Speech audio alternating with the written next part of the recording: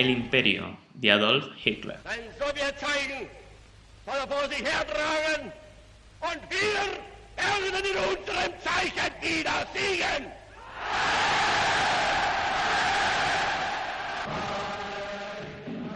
¿Pero quién fue Adolf Hitler para la humanidad?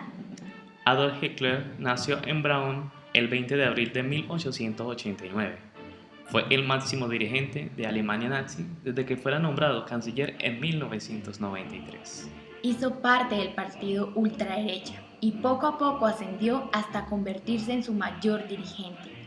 El Partido Nacionalista de los Trabajadores Alemanes se declaraba antisemita, nacionalista, antiliberal, Anticomunista y antipacifista. Ese partido se alimentaba de los temores de los alemanes ante la crisis que vivía el Estado, hiperinflación, desempleo masivo y las personas necesitaban mucho dinero para poder comprar sus alimentos. Para julio de 1923, $1 estadounidense equivalía a 1.000.000 de marcos. En 1933 fue nombrado jefe de gobierno de Hindenburg. Destruyó el régimen constitucional e instauró una dictadura de partido único con él como máximo referente. En 1939 Alemania contaba con un ejército profesional bien entrenado, adoctrinado, armado en los últimos años y con una sola idea en su cabeza: el dominio de Europa y el mundo.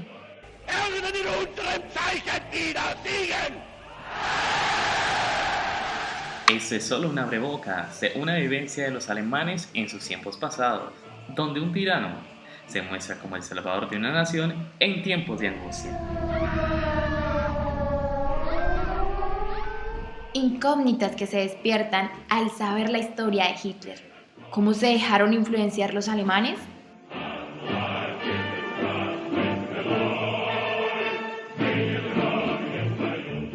Por medio de diversos discursos, orales, escritos y corporales. Uno de sus primeros procesos fue buscar el vínculo con el pueblo, hacer parte de una red de conexiones utilizando estrategias persuasivas, mostrar a su gente que eres uno de ellos. Dem deutschen Volk eine neue Idee zu geben und dieses Volk in diese Idee zu einen und zu einer neuen Lebensform. Después la forma de vestir que indica conexión con las fuerzas militares de bajo rango, hasta el bigote tipo cepillo dental, que en su época era utilizado por la clase media-baja, así que dar una hilación con el pueblo nazi, fortaleciendo con la gente del común. Con estas acciones, Hitler se fue posicionando con la sociedad. Mensajes, tácticas de discurso, modulación de su voz, revela que los enemigos de su pueblo eran sus enemigos y que solamente él tenía el poder de acabar con ellos. Es importante mencionar el libro El discurso, el poder, el arte de gobernar, de Alejandro Carvajal Pardo, el cual dice: el discurso es poder, no es solamente un medio para poder, sino el campo de batalla en el cual se lucha por él, y a la vez el poder mismo por el que se lucha. Por esto, Hitler derramaba sobre el escenario todo el odio hacia los judíos, criticando la conspiración judía que impedía el avance del pueblo alemán y dejaba ver en sus alocuciones el rechazo o la repugnancia en contra del pueblo que no estaba acorde a sus ideales. De esta forma, genera un orgullo patriótico.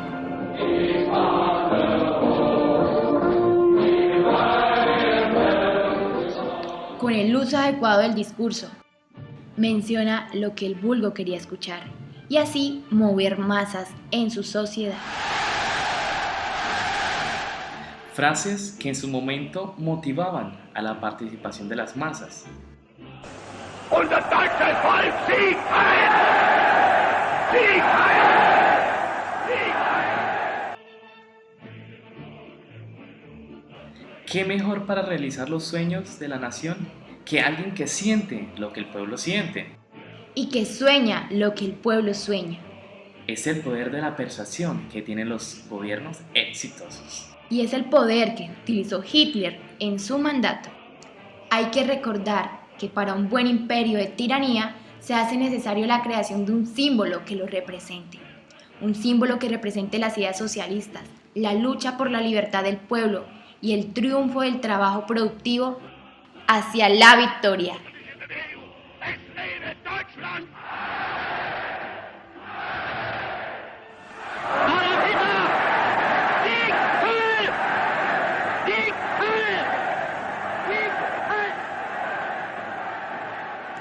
Como primera insignia se tiene la bandera con sus diferentes colores, rojo, blanco, negro, donde cada color tenía un significado totalmente distinto.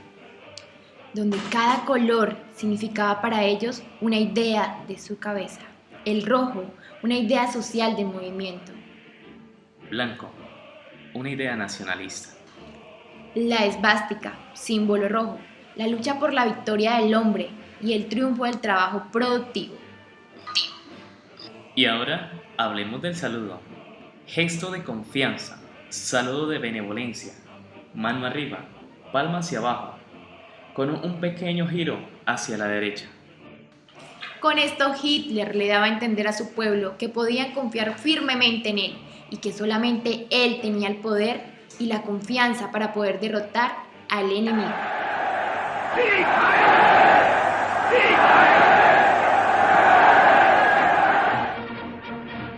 Haciéndole creer a sus masas que él era el Salvador, un tirano que pensaba perfectamente en cómo saludar y cómo entender al pueblo. Por otro lado, uno de los pilares fundamentales en el proceso de dominio del pueblo creado por el tirano Hitler fue mencionar el día que él estaba de guardia.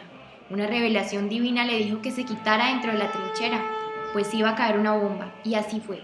Él se retiró e inmediatamente cayó una bomba.